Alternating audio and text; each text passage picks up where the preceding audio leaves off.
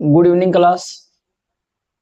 हम लोग राजनीति विज्ञान पढ़ रहे हैं। तो इसमें हमने मूल अधिकार, इस समय शायद चल रहा है टॉपिक, और मूल अधिकार में हमने समता का अधिकार देख रहा है।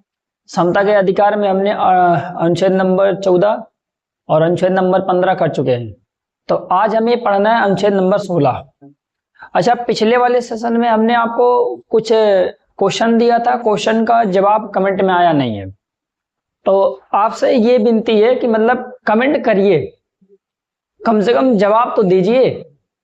ऐसा नहीं करना है तो कम से कम आप उसमें चाहे एक अक्षर लिखना था, मतलब एक शब्द लिखना था, आप एक शब्द नहीं लिख पा रहे हो तो इसका मतलब ये लग रहा है कि मतलब आप पढ़ नहीं रहे हो।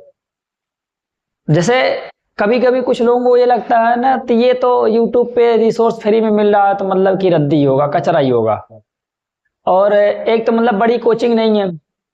अब कोई नामी कोचिंग होता तो वो फालतू चीज डाल देता तब भी लोग देखते हैं, और कोई छोटी कोचिंग वाला होगा तो वो अगर से मतलब अच्छा कंटेंट डालेगा तब भी मतलब लोग उसको मतलब प्रेफर नहीं करते हैं। तो ये चीजें गलत हैं, ठीक ना। मतलब आप अपने कंटेंट पे विश्वास रखिए। जैसे कंटेंट देखिए, कंटेंट में क्वालिटी है कि नहीं है, मतलब प्रीवियस ईयर क्वेश्चन लगाइए, आपसे लग रहा है कि नहीं लग रहा है, तो मतलब ये सब चीजों से अपना एनालिसिस करिए। ये थोड़ी होता कि मतलब जो कोचिंग चलती आ रही है बस वही कोचिंग है, उसके अलावा और कोई कोचिंग नहीं है। ये सब सारी चीजें नहीं होती हैं।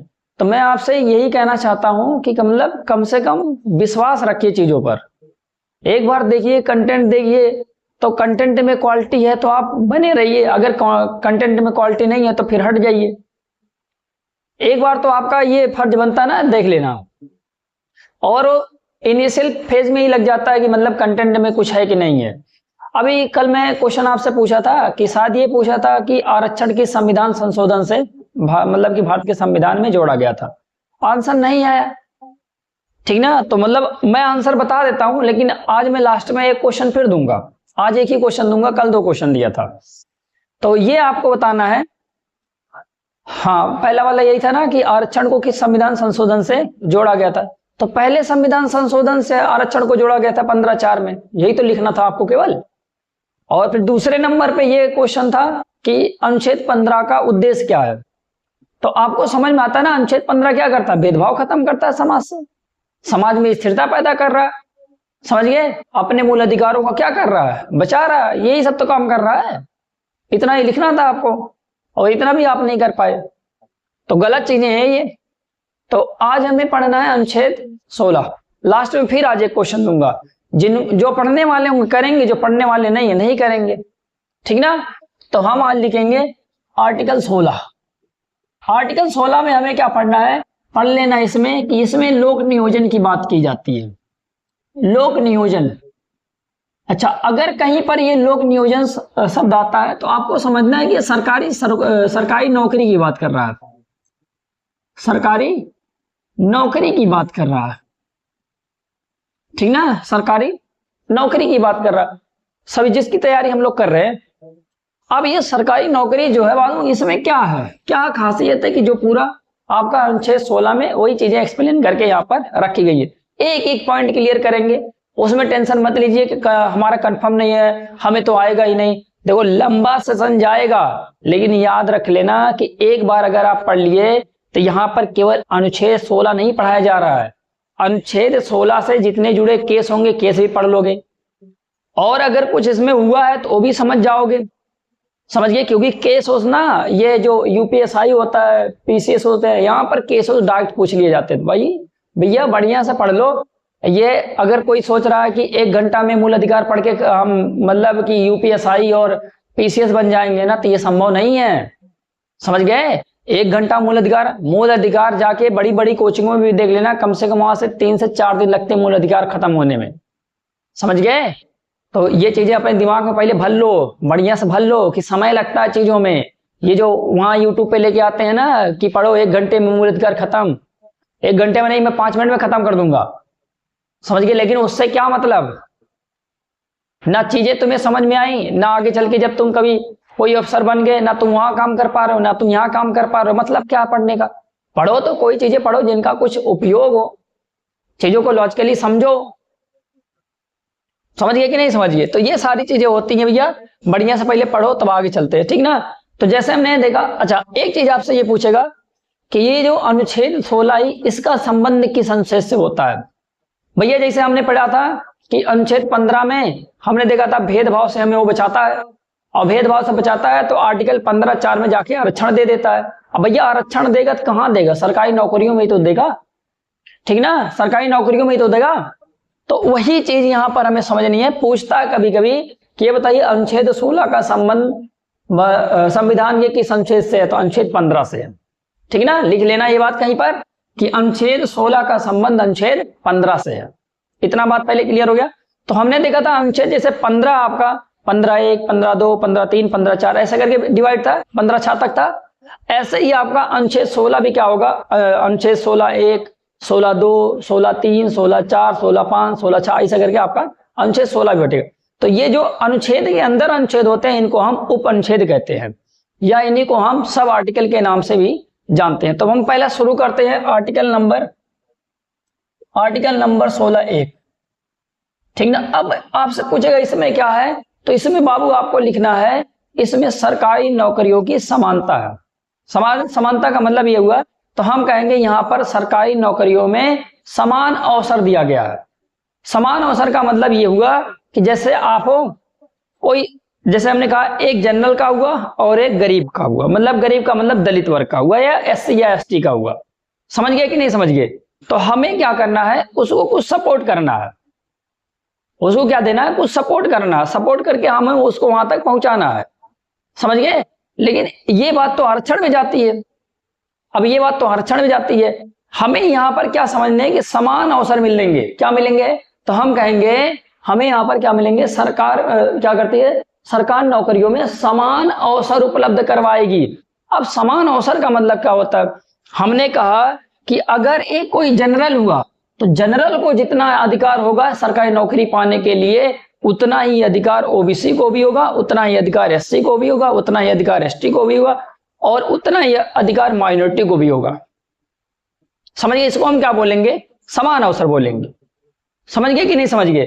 तो जो 16(1) है, इसमें क्या बात बोली गई है, तो हम कहेंगे 16(1) में यही बोली गई है कि राज्य क्या करेगी, सभी नागरिकों को सरकारी नौकरियों में समान अवसर प्रदान करवाएगी।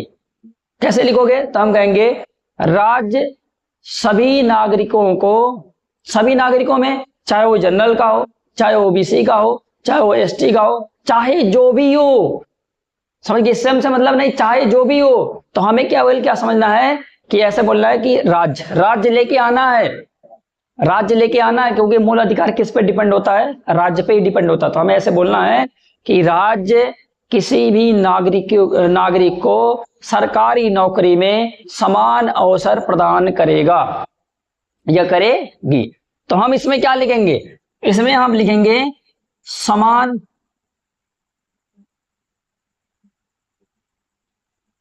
ऐसे लिखो, सरकारी नौकरी में समान अवसर, ठीक ना, सरकारी नौकरी में समान अवसर।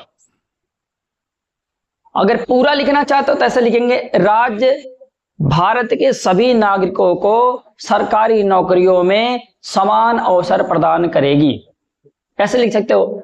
लेकिन हमें इतना थोड़ी याद, अगर हमें याद करना ना तो हम लिखेंगे सरकारी नौकरी में समान अवसर, सरकारी नौकरी में समान अवसर। ये पॉइंट क्लियर हो गया, तब आगे चलते हैं, ठीक ना। अभी जल्दी जल्दी पढ़ लो, क्योंकि आगे और दिक्कत अभी आएगी ना जब वो आरक्षण शुरू होगा। यहां पढ़ेंगे हम आर्टिकल 16(2).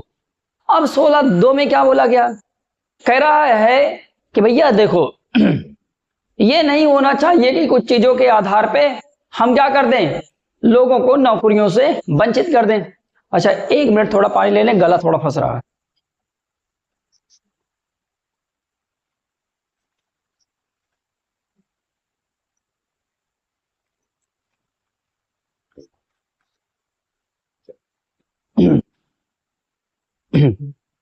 तो आपको क्या समझने हैं, यही चीजें इसमें समझनी है। कहा हम कहेंगे पहले वाले में क्या दिया गया, सरकारी नौकरियों में समान अवसर की बात की गई है, किसकी बात की गई है? समान अवसर की बात की गई। अब देखो दूसरे में ये बात किया गया है कि अगर हम इनको समान दे रहे हैं तो इसका मतलब हमें किन किन चीजों के आधार पे इनके साथ हमें मतलब भेदभाव नहीं कर सकते। भेदभाव का मतलब ये हुआ कि भैया ये जनरल है तो इसको पुलिस बना दो और ये एससी है तो इसको चपरासी बना दो। ये हम काम नहीं कर सकते। हमें क्या करना है, जितना हमें जनरल को पुलिस बनने का अवसर प्रदान किया गया है उतना ही अवसर हमें क्या करना होगा, दलित को भी अफसर बनने का मौका दिया जाएगा, मतलब पुलिस बनने का मौका दिया जाएगा।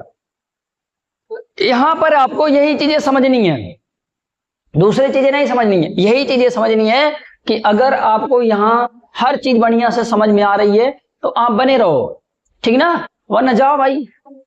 इतना समझो पहले बढ़िया से। यहां पर क्या बताया गया है कि भैया देखो समान अवसर तो मिल गया, पहले वाले में दे दिया गया समान अवसर, कहीं ऐसा ना हो कुछ लोग भेदभाव करने लगे। सरकार आई अब कह रही अब की बार केवल जनरल लोग पुलिस बनेंगे, जनरल लोग आईएएस बनेंगे, जनरल लोग केवल पीसीएस बनेंगे।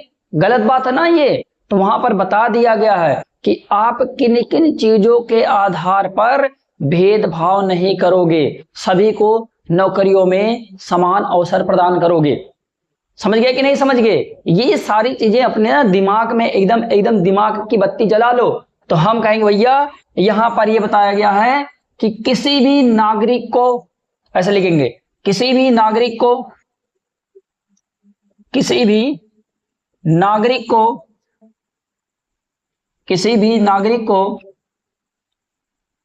देखो सरकारी नौकरी से वंचित नहीं किया जा सकता, वंचित नहीं किया जा सकता, वंचित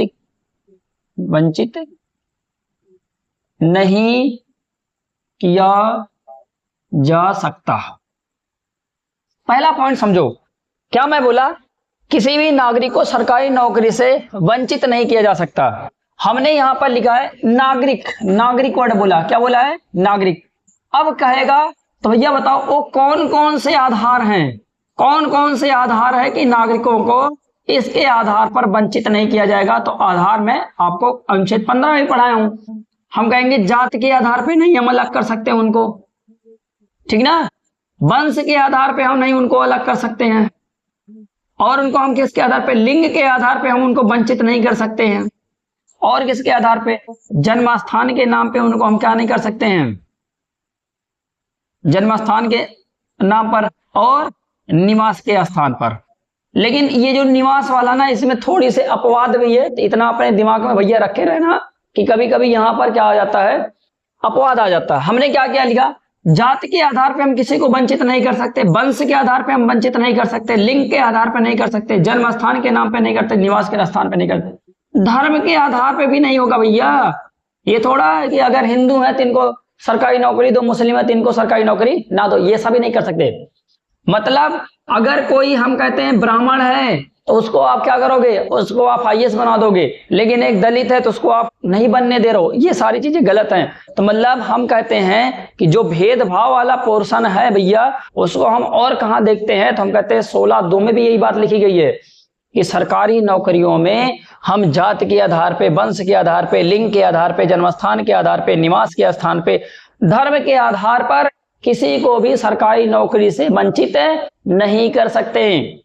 अगर ऐसा किया जा रहा है तो ये बाबू आपके मूल अधिकारों का क्या है, तो आप कहोगे हनन है। क्या है? तो हम कहेंगे आपके मूल अधिकारों का हनन है। बताओ ये बात समझ में आ गई आपको कि नहीं समझ में आ गई? अगर नहीं समझ में आई है तो दोबारा वीडियो देखो, समझ गए कि नहीं? मेरा कहने का मतलब केवल ये, कुछ लोग आर्टिकल 15 और इसमें कंफ्यूज हो रहे हैं। आर्टिकल 15 में बाबू ये बताया गया है कि भेदभाव नहीं होगा, समझ गए, लेकिन अब कहां भेदभाव नहीं होगा, तो हमने देखा था वहां पर देख रहे थे हर जगह बता रहा था कि यहां नहीं होगा, यहां नहीं होगा, यहां नहीं, सब मैं उसमें बताया हूं। अब यहां पर कह रहा है सरकारी नौकरियों में भी इसके आधार पर भेदभाव नहीं हो सकता, सरकारी नौकरियों में भी इसके आधार पर भेदभाव नहीं होगा। अगर सरकारी नौकरी में इसके आधार पर भेदभाव हो रहा है तो मतलब ये चीजें गलत हो रही हैं, ये आपके मूल अधिकारों का हनन है, ये लॉ के खिलाफ है, समझ गए? ये कानून क्या होता है, कानून एकदम क्लियर चीज होती है, मतलब रिटन एंड क्लियर चीज जो होती है उसको हम कानून कहते हैं, समझ गए? और देख लो एकदम रिटर्न लिखा गया है कि नहीं लिखा गया, मतलब लिखा भी गया है, एकदम क्लियर भी है, तो केवल हमें पढ़ना है तो हम पढ़ भी लेते हैं। हमने कहा जाति वंश और लिंग जन्म स्थान निवास और धर्म के स्थान, मतलब धर्म के आधार पर किसी को भी सरकारी नौकरी से वंचित नहीं किया जा सकता। समझ गए इतना बाबू? हाँ समझ गए आप। अब मैं ये वाला पोर्शन मिटा रहा हूं, यहां मुझे एक और लिखना है। अब हम लिखेंगे अनुच्छेद 16(3). अभी मैंने बोला ना कि इसमें थोड़ा से पेज है, अब वही पेज समझेंगे, समझ गए? वही पेज समझने हैं।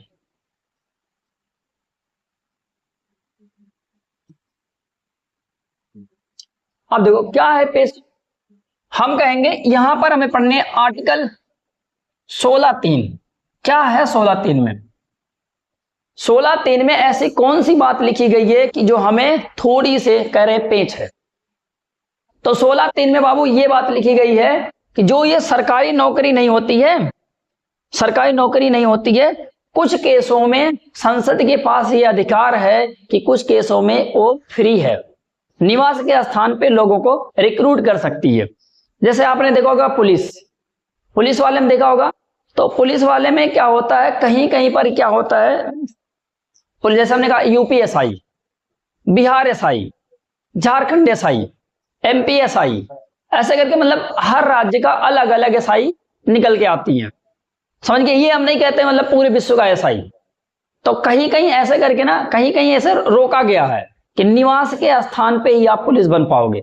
अगर आप उत्तर प्रदेश को तो अभी तभी आप पुलिस बन पाओगे। समझ गए? ऐसे ऐसे करके कहीं कहीं बैरियर बना दिया गया। तो वही कह रहा है कि निवास के स्थान पे क्या होगा, क्या दिया जाएगा, कुछ विशेष अधिकार दिए गए हैं संसद को कि वो निवास के स्थान पे भी लोगों को नौकरी दे सकती है, और जैसे पूरे विश्व मतलब पूरे भारत के अगर से लोग होंगे तो वहां पर वो मना कर सकती है। समझ गए? तो 16(3) में क्या लिखोगे, तो हम लिखेंगे 16(3) में संसद के पास ये अधिकार है कि संसद के पास अधिकार है कि वह निवास के स्थान मतलब निवास के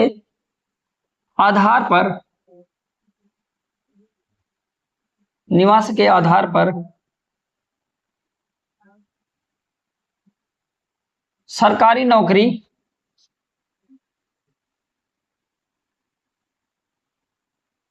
दे सकती है। अब पॉइंट क्लियर ऐसे लिखने हैं, समझ गए? क्या मैं बोला, संसद के पास अधिकार है कि वह निवास के आधार पर सरकारी नौकरी दे सकती है। कुछ केसों में ऐसा होता है, सभी केसों में नहीं होता है। तो हम कहते हैं जैसे ये एग्जाम्पल में अगर से लिखना हो तो एग्जाम्पल में हम क्या लिखेंगे, हम कहेंगे जैसे पुलिस वाले में कभी कभी ऐसा एग्जाम्पल देखने को मिल जाता है। अच्छा, और कहाँ मिलेगा? कुछ और भी राज्य की ऐसी छोटी छोटी वैकेंसियां हैं, उनमें ये सब चीजें होती हैं। समझ गए?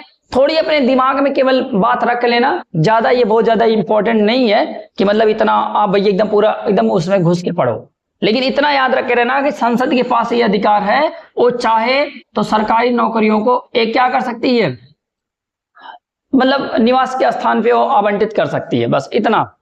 जैसे अभी देखा होगा GDUD वाला जब पेपर आता है तो उसमें आपने देखा होगा कि जो पहाड़ी एरियाज होते हैं तो उनको ज्यादा वहां पर बड़ा प्रेफरेंस दिया जाता है, वहीं वाले उनको, और मतलब पूरे भारत वालों से वहां पर नहीं रिक्रूट किया जाता। तो मतलब ऐसे ऐसे कहीं कहीं चीजें गलतियां हो जाती हैं, गलतियां ही मैं कहूंगा, इनको अच्छी चीजें नहीं कहूंगा। अब इसके बाद हमें पढ़ना है 16(4) पढ़ना है।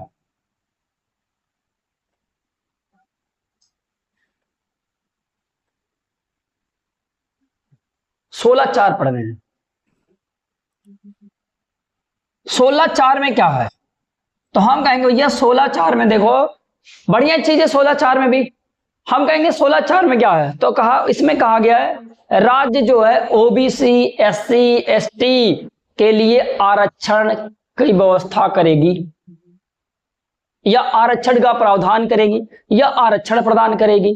तो ये बात कहां पर लिखी गई है, तो हम कहेंगे भैया लेकिन ये जो आरक्षण की बात कर रहा है केवल कहां बात कर रहा है भैया, सरकारी नौकरियों में कर रहा है। ऐसे तो आपको पता ही आरक्षण सरकारी नौकरियों में मिल ही रहे, समझ गए?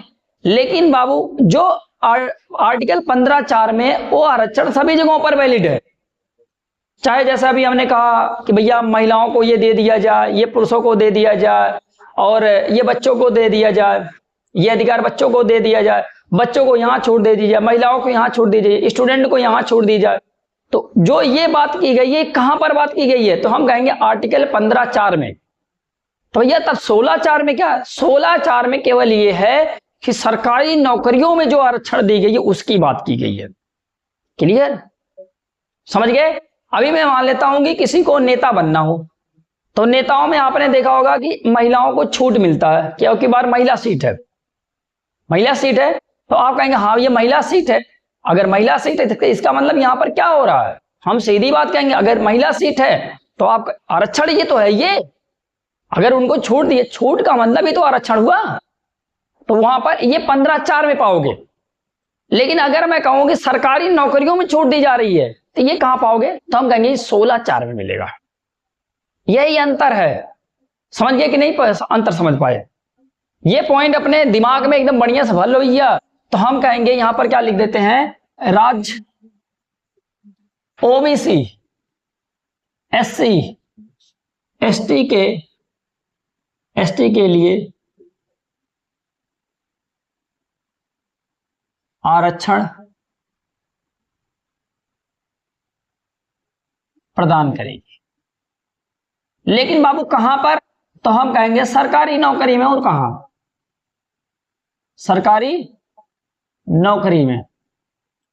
अच्छे से पढ़ लो, मैं धीमा भले पढ़ाता हूं लेकिन चीजों को क्लियर करके जाऊंगा, ठीक ना। तो चीजें ऐसे यहां पर लिख लेंगे, सरकारी नौकरी में।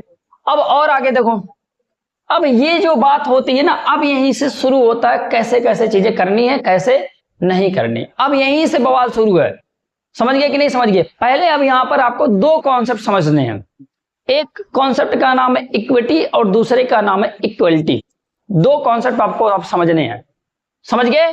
पहला कॉन्सेप्ट आपको समझना है क्या, मैं इसलिए बता रहा हूं क्योंकि अब ये जब आरक्षण वाली बात आती है तो ये बहुत बड़ा मुद्दा है, और जब ये आरक्षण वाली बात आती है तो इसे हमें बढ़िया से समझना है, कैसे कैसे क्या हुआ, कैसे क्या नहीं हुआ। अब ये कम से कम आपका समय खाएगा 15-20 मिनट, समझ गए कि नहीं समझ गए। इसलिए बने रहिए, आरक्षण पूरा समझ जाइए, फिर उसके बाद जाइए, समझ गए कि नहीं समझ गए। तो आरक्षण बताने से पहले मैं आपको एक दो चीजें और समझाऊंगा कि हमने कहा कि एक वर्ड होता है इक्विटी। कौन सा होता है, इक्विटी।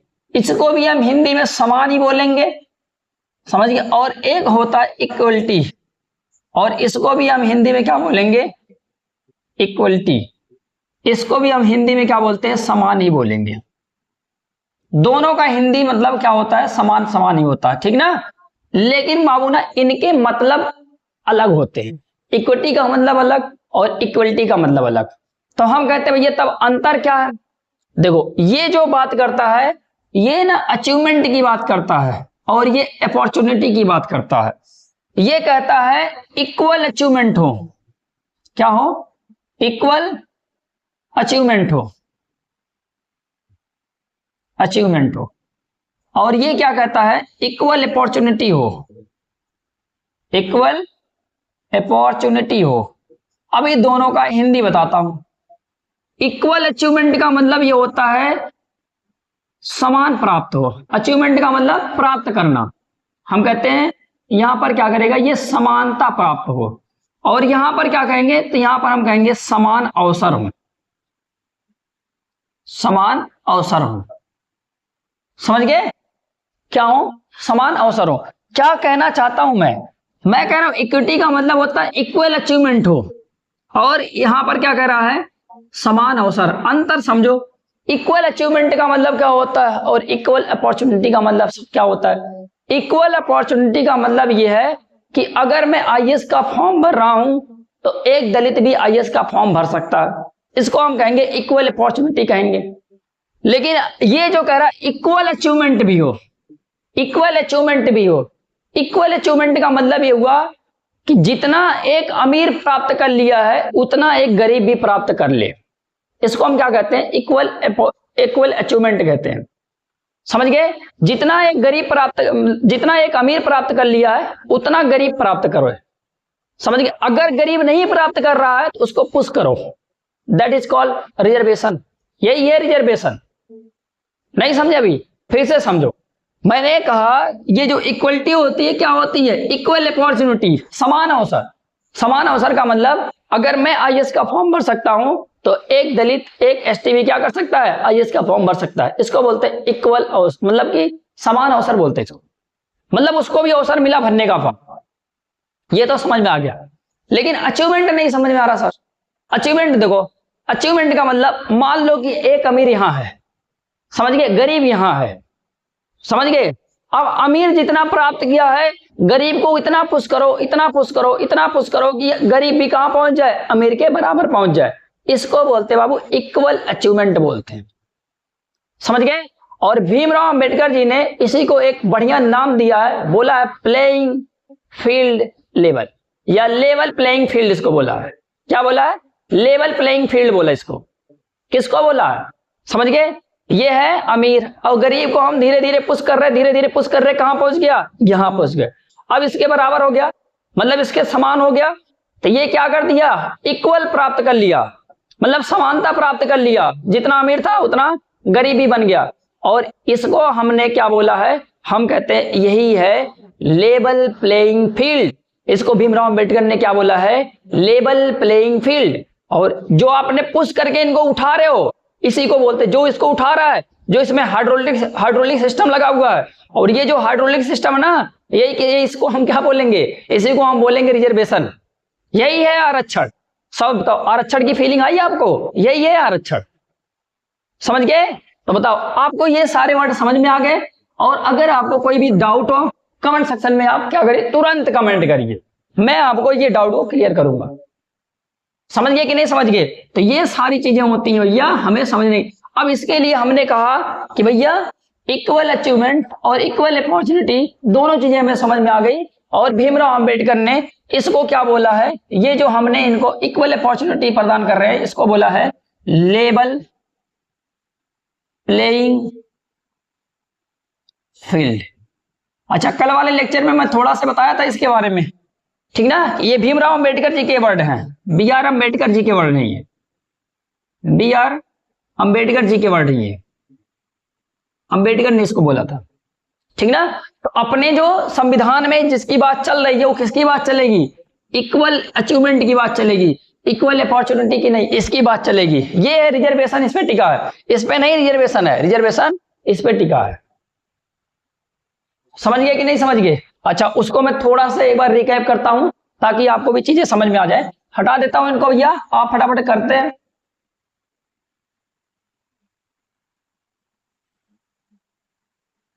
देखो कैसे बोला है उन्होंने, ये देखो हमने लिखा ये level playing field, level playing field. जैसे मान लो, कल भी बताया था आज भी बता रहा हूं, ये है कोई व्यक्ति बड़ा सा,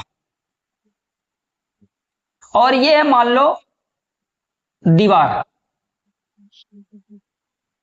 ये दीवार। अब मान लिया मैंने एक ये था, ये दीवार को टच कर रहा है, ये अभी नहीं टच कर पा रहा है, और ये भी नहीं टच कर पा रहा है। और ये जो दीवार का ये जो पूरा लेवल देख रहे हो ना, इसको आप बोलो कि ये यही वाला लेवल है। कौन सा लेवल है? लेवल प्लेइंग फील्ड, समझ गए। इक्वल अचीवमेंट वाला है, ये इक्विटी वाला है। हम कहेंगे भीमराव अंबेडकर जी ने कहा कि ये क्या है? Level playing field. क्या? तो कहते हैं भैया जिसको जितने की जरूरत है ना उसको उतना पुश करो, समझ गए, ताकि वो भी अपने कहां पहुंच जाए? लेवल प्लेइंग फील्ड वाले पहुंच जाए। इसको जरूरत ही नहीं तो इसको ना दो, आरक्षण इसको ना दो, लेकिन जिसको जितने की जरूरत है उतना दो। इसको इतने की जरूरत थी तो इतना दो, इसको इतने की जरूरत थी तो इसको इतना दो, समझ गए। और तब तक देंगे जब तक ये क्या नहीं हो जाता है? इसके इक्वल नहीं हो जाता है, इक्वल अचीवमेंट नहीं हो जाता है, तब तक इसको हम क्या देंगे? तब तक इसको हम आरक्षण देंगे। तो ये थे भीमराव अंबेडकर जी के वर्ड, ये आपको समझ में आ गए। लेवल प्लेइंग फील्ड क्या होता है? एक मान लो कि एक बैरियर बन गया है, उसको अगर अमीर टच कर रहा है, जो जो नहीं टच कर रहे उनको भी उसको टच करवाना होता है, समझ गए। इसको हम क्या बोलते हैं? इक्वल अचीवमेंट बोलते हैं, इक्विटी बोलते हैं। और भीमराव अंबेडकर जी ने इसको क्या बोला है? लेवल प्लेइंग फील्ड बोला है। शायद समझ गए होंगे आप। अगर नहीं समझ में आया होगा तो कमेंट। समझ गए कि नहीं? पॉइंट ये है पॉइंट। अब इतना खोल के समझाया जा रहा, ना समझो बेकार हो। समझ गए। अब दूसरे नंबर पे आते हैं। अब और क्या बातें हुई हैं, अब देखो अंबेडकर जी ने ये बात बोल दी कि भैया, अंबेडकर जी ने क्या बोला, अंबेडकर जी ने बोला कि लेवल प्लेइंग फील्ड होता है, इसको हमें क्या करवाना है, टच करवाना है। तो और क्या चीजें हैं इसमें की जो दिक्कत हो रही है, और क्या बोल दिए, और बोले भीमराव अंबेडकर जी ने और क्या बोला, BR अंबेडकर जी ने और क्या बोला, अंबेडकर जी ने और क्या बोला, इन्होंने एक आर्टिकल लिखा, उस आर्टिकल को हम बोलते हैं आर्टिकल 335। अब इसमें कौन से प्रावधान है, आर्टिकल 335। तो आर्टिकल 365 में ऐसी क्या बात लिखी है, 335 में ऐसी कौन सी बात लिखी गई है कि जो पढ़ने लायक है। इसमें बाबू आरक्षण के दावे लिखे गए हैं, SC और ST के क्या लिखे गए हैं, दावे लिखे गए हैं। दावे का मतलब क्या होता है, अधिकार होता है, पढ़े हो, दावे का मतलब क्या होता है, अधिकार होता है। तो मतलब ये जो 335 ना, इसमें दावे लिखे गए किसके, SC और ST के, कि हमें आरक्षण चाहिए। समझ गए। तो हम कहेंगे आर्टिकल 335 में जो SC और ST के दावे हैं वो कभी भी एडमिनिस्ट्रेटिव एफिशिएंसी की कीमत पर नहीं होंगे। क्या नहीं होंगे, तो हम कहेंगे उसकी कीमत पर कभी भी नहीं हो सकते। समझ गए। अब ये आप कहेंगे ये क्या है, एडमिनिस्ट्रेटिव एफिशिएंसी क्या है, इसको हम बोलते हैं प्रशासनिक दक्षता। अब प्रशासनिक दक्षता क्या है अभी समझते हैं। हमने कहा कि भीमराव अंबेडकर जी ने इसमें क्या लिखा है, भीमराव अंबेडकर जी ने आर्टिकल 335 में क्या लिखा है भैया, यहां पर लिखा गया है SC ST के दावे एडमिनिस्ट्रेटिव एफिशिएंसी की कीमतों पर नहीं हो सकता। पहले बढ़िया से मेंशन करो क्या बोला गया है, SC ST के दावे, के दावे, दावे का मतलब यहां आरक्षण से है। जो दावा करते हैं ना वो लोग कि हमें आरक्षण चाहिए, हमें आरक्षण चाहिए। देखो ये आरक्षण अच्छी चीज है, समझ गए, लेकिन जब आरक्षण सही लोगों के हाथ में पहुंचे तब अच्छी चीज है, अन्यथा अच्छी चीज नहीं है। समझ गए। और मेरे हिसाब से आरक्षण कभी भी एक ही, जैसे हमने कहा एक बार आरक्षण मिला तो वो अमीर हो चुके, तो दोबारा उनको आरक्षण ना दिया जाए। अब इसके लिए सरकार को चाहे जो व्यवस्था बनाए, लेकिन दोबारा उनको ना मिले, क्योंकि जो गरीब है वो गरीब ही रह जा रहा है, उसको अवसर वहां तक पहुंच ही नहीं पा रहा, तो आरक्षण क्या लेगा। समझ गए कि नहीं समझ गए। अभी मान लो कि SC का कोई बंदा है, एक बार आरक्षण पाया, बन गया IAS, अब उसका लड़का ही बनेगा, कुछ बनेगा, और गरीब का लड़का वहां तक नहीं पहुंच सकता। क्यों नहीं पहुंच सकता, क्योंकि कोटा जाने के लिए उसके पास पैसे होंगे, दिल्ली जाने के लिए उसके पास पैसे होंगे, इलाहाबाद में पढ़ने के लिए उसके पास पैसे होंगे, तो वो अपने बच्चों को क्या करेगा, दिल्ली, इलाहाबाद, कोटा, जहां जहां भी होता है पढ़ने वाले, जहां जहां कोचिंग है वहां वो भेज देगा। लेकिन गरीब कहां भेज पाएगा, जब गरीब अपना वहां तक भेज ही नहीं पाएगा, वो फॉर्म ही नहीं भर पाएगा।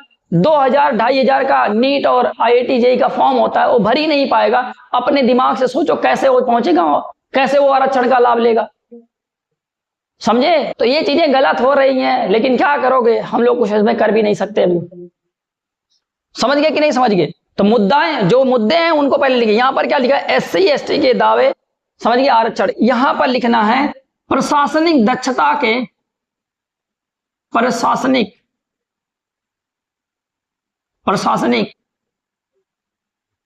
दक्षता के कीमतों पर नहीं हो सकता,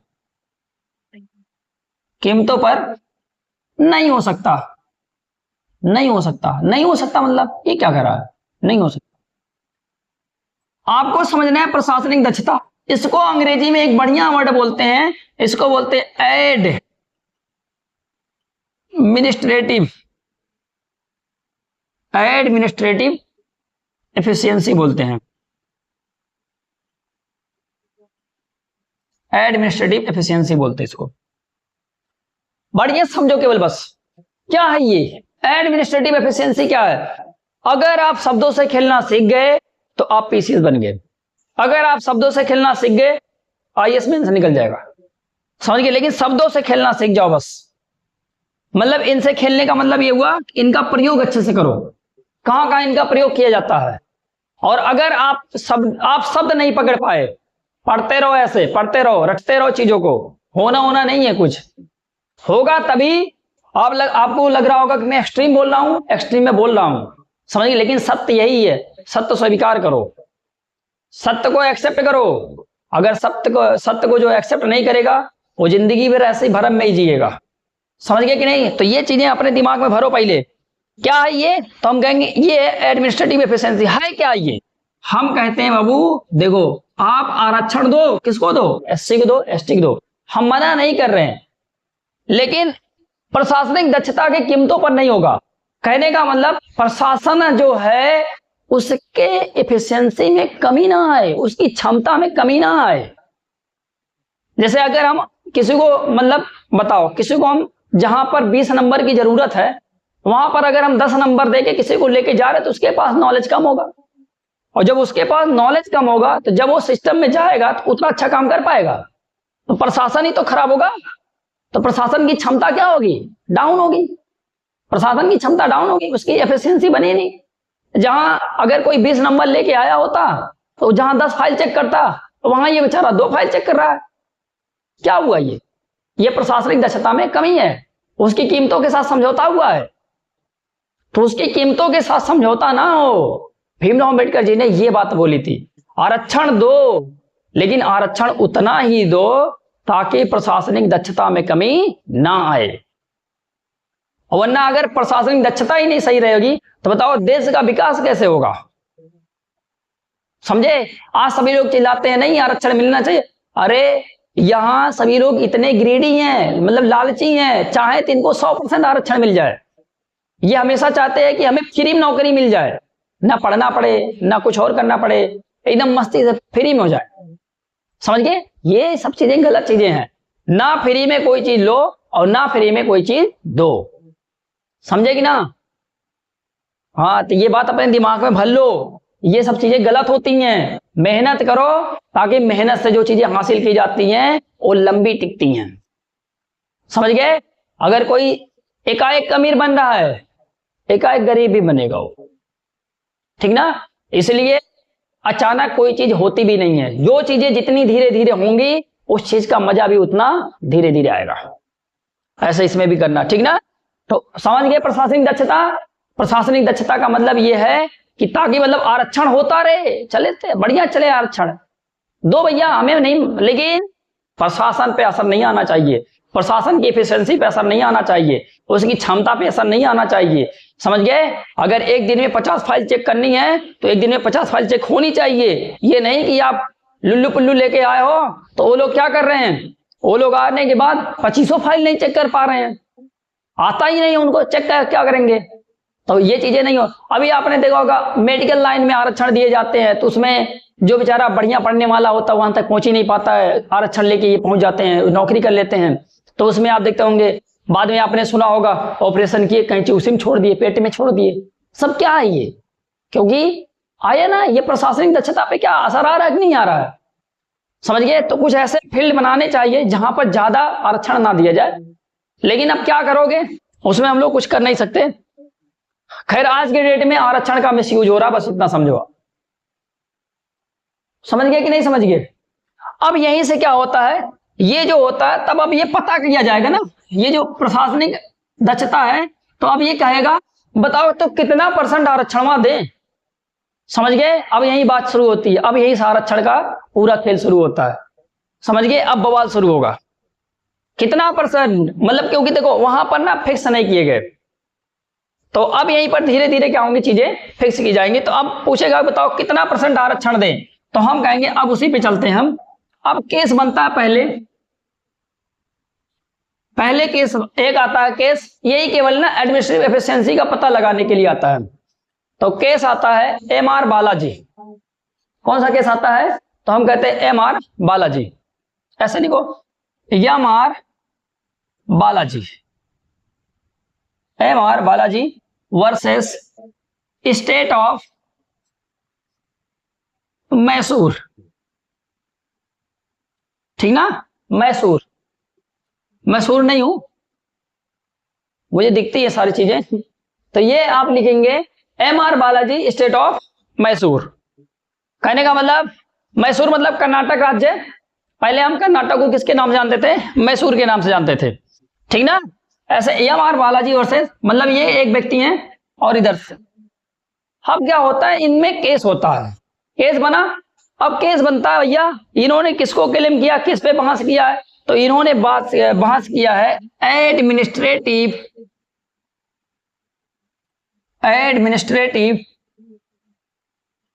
एफिशिएंसी पे बात किया इन्होंने। क्या है ये एफिशिएंसी, प्रशासनिक दक्षता है। तो उन्होंने कहा कि भैया कितना हो, इस वाले केस से ये पता चला कि इसको कितना रखा जाए। तो भैया ये पता चला इस वाले, अच्छा ये पूछेगा ये केस कब आया था, तो आपको लिखना है ये आया था 1953 में, समझ गए। और ये जो है इसकी जब रिपोर्ट आई वो आई है 1955 में, ये रिपोर्ट आई है, समझ गए। डिसीजन जो आया इसका 1955 में आया, केस फाइल किया गया था 1953 में, और रिपोर्ट कहने का मतलब इसका जो डिसीजन है, निर्णय है, कब आया 1955 में। और इन्होंने कहा ये जो एडमिनिस्ट्रेटिव एफिशिएंसी ना, एक कम से कम भैया 50% हो सकती है। मतलब अगर आपको आरक्षण देना है ना तो आप केवल 50% आरक्षण दो। अगर आप 50% से ज्यादा आरक्षण दोगे तो ये पक्का है एडमिनिस्ट्रेटिव एफिशिएंसी आपकी डैमेज होगी। इन्होंने ये कह दिया। आप पूछेगा ये बताओ ये 50% कब फिक्स हुआ है, तो हम कहेंगे M R Balaji versus State of Mysore, समझ गए। इस वाले केस में ये फिक्स हुआ। अभी ये तो और बात चलेगी, इसका मतलब ये जो 50% वाला है ये क्या कर दिया इन्होंने, सील कर दिया। अब आपने देखा होगा आर्टिकल 15(4) में क्या है, हमने कहा आरक्षण, पढ़ के आए इसीलिए कुछ लिख नहीं रहा हूं उसमें। आर्टिकल 15(4) में क्या है, आरक्षण है। तो ये क्या 50% अगर हमने उस पर लगा दिया, क्या सील लगा दिया, इसका मतलब हमने आर्टिकल 15(4) को क्या कर दिया, सीलिंग कर दिया। सीलिंग कर दिया भैया, सीलिंग छत का जो ऊपर वाला होता है उसको क्या बोलते हैं, सील बोलते हैं ना, सीलिंग फैन, तो सील बोलते हैं ना छत को। तो इन्होंने क्या कर दिया, सीलिंग फिक्स कर दिया कि 50% से ज्यादा आरक्षण नहीं हो सकता। इसका मतलब इन्होंने आर्टिकल 15(4) पर क्या लगा दिया, मुहर लगा दिया, भैया आरक्षण तुम जो दो लेकिन 50% से ज्यादा नहीं हो सकता। हाँ ये भी बात है। अब बात तो ये इस वाले केस में इतनी बातें होती हैं। अब बात आती है कि आरक्षण दे तो दे कैसे दे। हाँ ये भी बात आगे फंस गई। अब आरक्षण दे तो दे कैसे दे, समझ गए। अब यहां पर बात आके अटकी। तो जब यहां पर बात आके अटकती है तो उसमें पता किया जाता है कि हम कास्ट के आधार पे आरक्षण दें कि सामाजिक या आर्थिक आधार पे दें।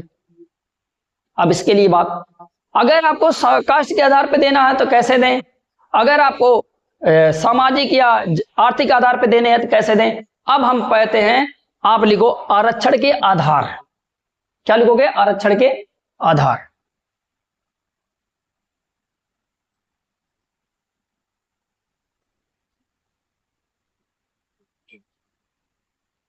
आरक्षण के आधार लिखोगे।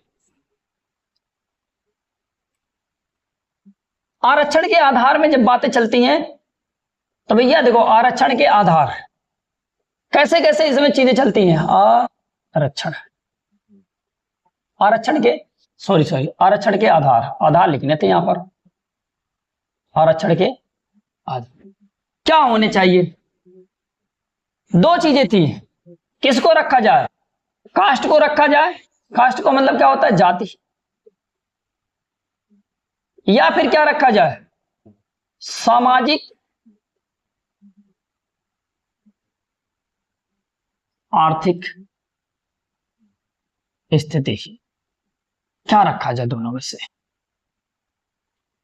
ये तो अभी कहेंगे बात की बात है, इसको बोलते हैं सोशली इकोनॉमिकली कंडीशन। दो चीजें इस पे आके बात करती हैं कि मतलब जाति के आधार पे रखें, किसके आधार पे रखें। तो भैया बातें आके फंस जाती हैं, समझ में नहीं आती क्या करें। तो क्या किया जाता है, पहले ये पहचाना जाए कि भैया हमें बैकवर्ड को भी देना है। एससी वाला तो फिक्स है, एससी वाला हमें पता है कि हमने 15(4) में देवों के चले आए हैं, समझ गए। लेकिन आपको ये इसमें फिक्स किया जाएगा, ये बताओ बैकवर्ड लोगों को कैसे आरक्षण दिया जाए। तो भैया बैकवर्ड हैं कौन, अपने संविधान में तो वीकर सेक्शन मौजूद है ना। अपने संविधान में मैंने बताया था ना कि संविधान में वीकर सेक्शन, कमजोर वर्ग मेंशन्ड है। वहां पर कहीं पर भी अभी बैकवर्ड नहीं मेंशन था। अब ये लोग पता करने लगे कि अगर हमें किसी को देना है, ये दो चीजें तो अभी बात की बातें हैं कि हम इसके आधार पर देंगे, इसके आधार।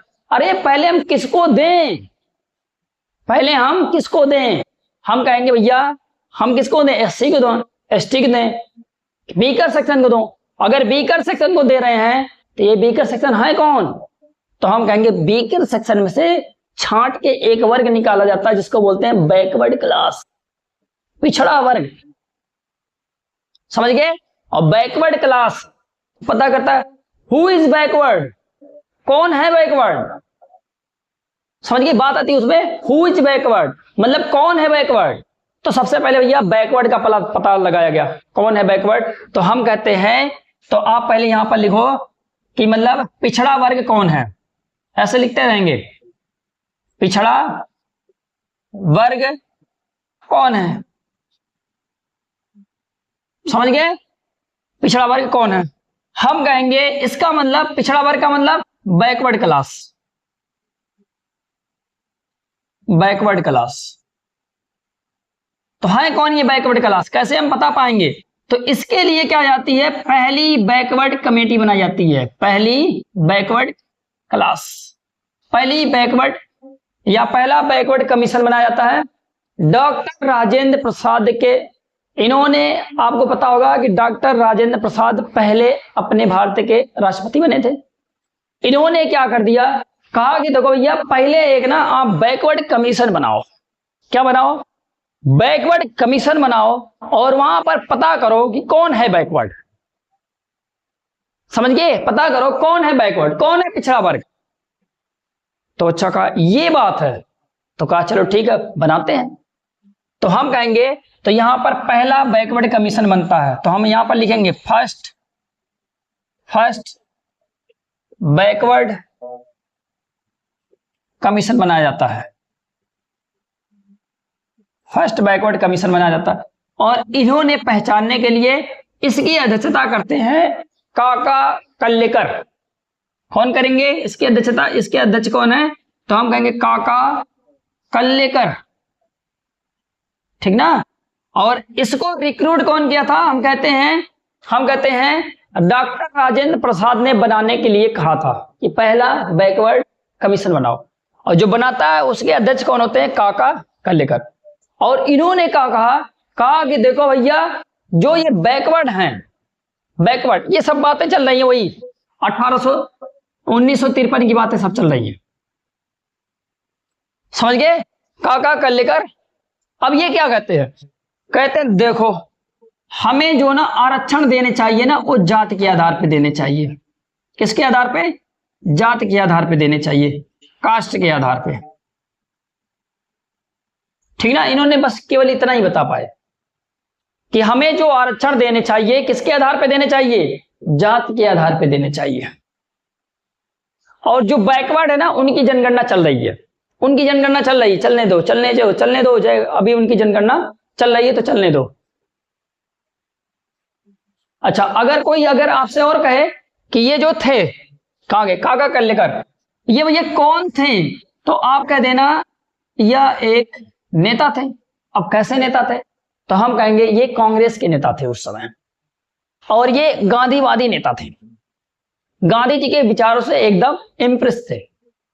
ये नहीं पूछेगा, कुछ भी नहीं पूछेगा, मैं केवल आपको ना समझा रहा हूं चीजों को, बस ज्यादा कुछ नहीं चीजें हैं, ठीक ना। तो फिर उसके बाद आता है सेकंड कमीशन। अब आप ये पूछ सकता है कि काका कल्लेकर ने जो सुझाव दिया था कि मतलब जाति के आधार पर आरक्षण का सुझाव किसने दिया था? काका कल्लेकर कमेटी ने दिया था या बीपी मंडल ने दिया था? कोई दूठे और बना देगा उसमें, तो आपको समझाना है कि किसने दिया था। तो हम कहते हैं काका कल्लेकर ने जाति के आधार पर दिया था। इतना बस याद रखना इसमें से, काका कल्लेकर ने जाति के आधार पर दिया था। अब मैं आगे चलता हूं, दूसरा बैकवर्ड कमीशन बनाया जाता है, दूसरा। अब यहां पर बनाया जाएगा second backward commission, second backward commission बनाया जाता है, सेकेंड बैकवर्ड कमीशन बनाया जाता है। अब ये जो सेकेंड बैकवर्ड कमीशन है, अब बताओ इस कमीशन का नाम क्या है? तो हम कहेंगे इस कमीशन का नाम है बीपी मंडल कमीशन। क्या नाम है इसका? इस तरह से लिखिएगा, बीपी मंडल कमीशन, बीपी मंडल कमीशन, समझ गए? बीपी मंडल कमीशन। अब ये कमीशन कब बन के तैयार हुआ? तो हम कहते हैं ये बना 1979 में। कब बना ये? 1979 में। अब तो इसने कौन सा सजेशन दिया? इसने कहा ना, अरे नहीं, अरे गधों, जात के आधार पे नहीं दिया जा सकता। जात के आधार पे नहीं दिया जा सकता। तब बीपी मंडल कमीशन जी, तब किसके आधार पर दिया जाएगा? ये कहता है सामाजिक तथा आर्थिक स्थिति पर दो। क्या बोला ये कहता है कि जो आप आरक्षण देना चाहते हो किस पे दो? सामाजिक तथा आर्थिक स्थिति पर दो। आर्थिक स्थिति पर दो। ओ, अभी तो मैं एक चीज भूल ही गया था। अब आप कहेंगे ये सामाजिक सामाजिक क्या हो रहा है? आर्थिक तो समझ में आ रहा है। आर्थिक का मतलब होता है कि पैसा से गरीब होंगे, ठीक ना? लेकिन ये नहीं समझ में आ रहा है सामाजिक क्या है। समझ गए? सामाजिक का मतलब ये होता है कि बाबू कि उनकी ये जो कहते नहीं है जाति व्यवस्था एक प्रकार की, सामाजिक का मतलब भी होता है पूरी एक प्रकार की जाति व्यवस्था, मतलब किस समाज से बिलोंग करते हैं वो। समझ गए कि नहीं? वो भी एक प्रकार की जाति व्यवस्था ही है। लेकिन आपको अभी केवल समझना है कि ये है सामाजिक और ये है आर्थिक, मतलब सामाजिक तथा आर्थिक स्थिति दोनों को मिला लो उसमें, लेकिन प्योर जाति के आधार पे ना दो। अब इसमें बहुत सारी चीजें आती हैं, इसमें बहुत सारी चीजें आती हैं। इसमें सामाजिक स्थिति में आपका शादी विवाह प्रथाएं जितनी भी चीजें होती हैं सब आती हैं, ठीक ना? जात जो आप अनुष्ठान करते हो सब चीजें आती हैं, हिंदू हो मुस्लिम हो सब चीजें आती हैं सामाजिक व्यवस्थाओं। समझ गए कि नहीं समझ गए? तो कुछ लोग सामाजिक रूप से गरीब थे। सामाजिक रूप से गरीब का मतलब ये हुआ कि उनको हम एकदम नीचे तरफ के देखते थे। तो वही बात यहां पर बोली जा रही है। समझ गए कि नहीं समझ गए? तो ये चीजें आपको समझने हैं कि जो सेकंड बैकवर्ड कमीशन बना उस कमीशन का नाम था बीपी मंडल कमीशन। कब आया था? 1979 में आया था। इसने क्या सजेशन दिया? इसने कहा आरक्षण किसके आधार पे होगा? सामाजिक तथा आर्थिक स्थिति के आधार पर आरक्षण होना चाहिए। हाँ, ये बात सही है भैया। ना तो कोई ये बता पा रहा है कि किसके आधार पे आरक्षण हो, ना तो कोई और कोई बता पा रहा है, ना तो कुछ और कोई बता पा रहा है। अब भैया केवल क्या हो रही है, बातें जा जाके फंस रही हैं। तो अब क्या किया जाए? अब भैया मोरारजी देसाई आ जाते हैं, कुछ करते उड़ते नहीं चले जाते हैं। फिर इंदिरा गांधी आती, कुछ करती उड़ती नहीं चली जाती। अभी ये सब जो बातें हो रही थी ना मोरारजी देसाई में हो रही थी, कुछ कर उड़ते उड़ते है नहीं, उनका टर्म खत्म हो जाता है। फिर इंदिरा गांधी आ जाती हैं, और जैसे ही इंदिरा गांधी आती हैं वो भी कुछ नहीं करती हैं, वो भी एकदम चुप मार के बैठ के गद्दी पे चल दी वो भी। तब फिर एक और व्यक्ति आते हैं, मतलब एक और प्रधानमंत्री बनते हैं जिनका नाम है बीपी सिंह। क्या नाम उनका? बीपी सिंह। क्या नाम उनका? बीपी सिंह। अब ये समझते हैं। अब बीपी सिंह ने कहा कि भैया ये जो मंडल कमीशन है, मंडल कमीशन का मतलब बीपी मंडल कमीशन, इसकी सिफारिशों को इंप्लीमेंट कर दिया उन्होंने। हाँ, जो ये बीपी मंडल कमीशन था इसकी सिफारिशों को बीपी सिंह ने क्या कर दिया? इंप्लीमेंट कर दिया। अब तो यहां आप लिखेंगे बीपी सिंह, ऐसे लिखेंगे आप। बीपी सिंह ने मंडल कमीशन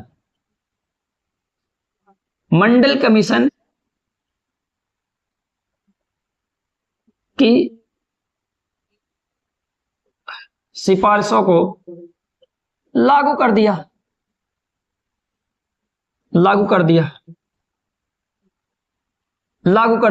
हाँ, लागू कर दिया। फिर तब क्या हुआ? तो अब आपको यह समझना है कि बीपी मंडल कमीशन में क्या क्या चीजें थी। बीपी मंडल कमीशन में क्या क्या चीजें थी समझो भैया। तो यहां पर आप लिखो बीपी मंडल कमीशन की सिफारिशें क्या थी इसमें? इन्होंने कहा 22.5% जो आरक्षण है वो किसको दो, एससी तथा एसटी को। ये तो फिक्स रहा पहले से, ये पहले से फिक्स था। 22.5% जो आरक्षण होगा ये कौन लेके जाएगा, एससी और एसटी, जिसमें ये 15% है और ये 7.5% है। इतनी चीजें ये फिक्स थी। अच्छा हाँ, पिछले वाले में मैंने केवल वहां पर 22 मेंशन किया था। देखो वहां केवल था ना समझाना था आपको, तो ऐसे डाटा ले लिया था। तो अगर आप मेंशन करना चाहते हो तो यही मेंशन करना, यही सही है। 22.5% और इसमें से एससी कितना है 15% और एसटी कितना है 7.5%। अच्छा अगर इतनी चीजें हो गई, अब दूसरी बात आती है भैया, तो backward backward backward backward backward कितने परसेंट है। अब बैकवर्ड में बाबू एक हिंदू था और एक नॉन हिंदू था, एक हिंदू था और एक नॉन हिंदू था। नॉन हिंदू को हम क्या कहते हैं, हिंदी नॉन का मतलब होता है गैर हिंदू, मतलब जो हिंदू ना हो। तो जो हिंदू था उस समय 44% था। कितने परसेंट था, 44% था। और जो नॉन हिंदू था ये था 16%। कितने परसेंट था, तो हम कहेंगे ये था 16% था। ठीक ना, ये अभी हम बैकवर्ड की कहानी बता रहे हैं। तो बैकवर्ड कुल कितने थे, तो हमने कहा कि 44, ये हिंदू जो थे 44% थे और जो नॉन हिंदू थे वो 16। अब नॉन हिंदू का मतलब ये हुआ, आपको ये समझना है कि नॉन हिंदू का मतलब मुस्लिम, पारसी, ईसाई, ये सब क्या है, ये सब क्या है, तो हम कहते हैं ये सब आपके नॉन हिंदू हैं। तो हमें क्या समझना है, ये जो नॉन हिंदू हैं इनमें से ना केवल 8% लोग जो थे वो सामाजिक तथा आर्थिक रूप से पिछड़े थे। सामाजिक तथा आर्थिक रूप से क्या थे, ये आर्थिक रूप से पिछड़े थे। बढ़िया समझो, केवल समझ गए, 8% क्या थे, सामाजिक तथा आर्थिक रूप से क्या थे, पिछड़े थे। समझ गए कि नहीं समझ गए। तो भैया आरक्षण तो हम केवल पिछड़े वालों को देंगे ना, जो आगे उनको थोड़ी देंगे। बैकवर्ड में क्या बोला गया, बैकवर्ड में भैया देखो 44% तो हिंदू थे और उनमें से जो नॉन हिंदू बैकवर्ड थे उनमें 16% था। लेकिन याद रखे रहना 8% केवल ऐसे थे जो सामाजिक तथा आर्थिक रूप से पिछड़े थे। बाकी जो 8% थे वो लोग अमीर वर्ग में जाते थे, मतलब अमीर थे, ठीक ठाक अमीर थे। समझ गए कि नहीं समझ गए। अब आपको तो बाबू अगर मैंने कहा, तो अगर आरक्षण दिया जाएगा तो हम कहेंगे भैया, कहां लिखे यार, रुको ऊपर लिखते हैं, ऊपर लिखते हैं। इतना तो आप लिख ही लिए होंगे ना ऊपर। तो अब आप कहोगे इसका मतलब ये अगर हम जोड़ेंगे तो ये 44% प्लस 8%, तो आप कहोगे ये बन गया आपका 52%।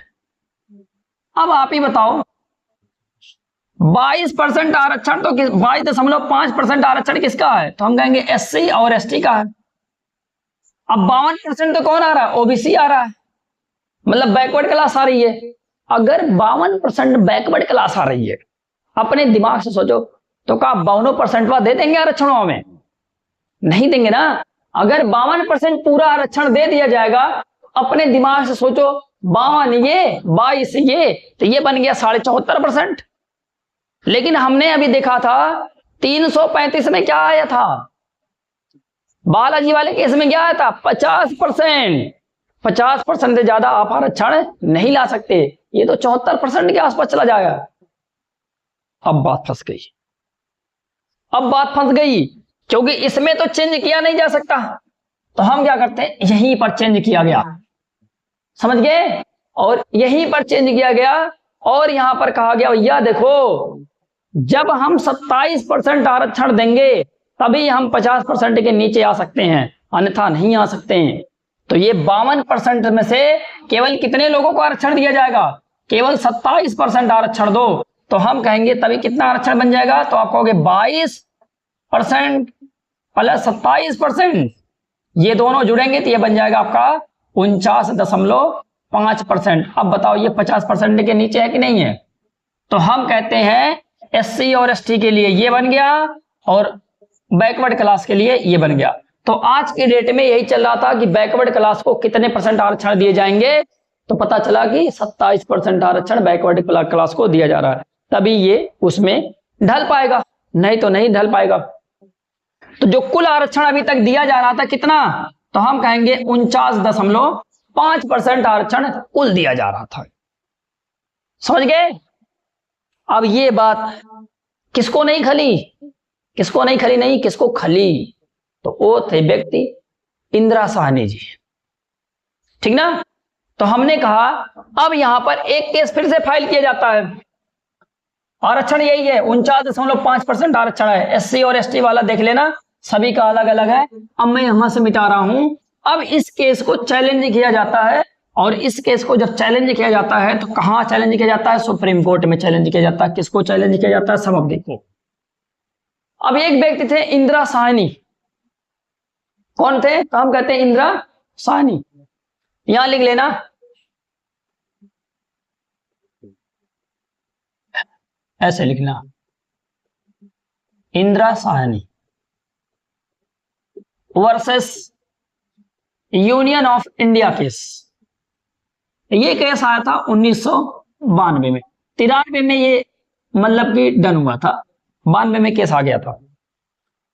अब ये क्या कहता भैया, इसने कहा कि ये यूनियन गवर्नमेंट मतलब भारत सरकार, सुनो ये जो तुम आरक्षण दे रहे हो ना, आरक्षण का खेल कर रहे हो 49.5% वाला, अरे यार अगर आपको यही सब करना है तो भैया कहां मजा नहीं आ रहा है।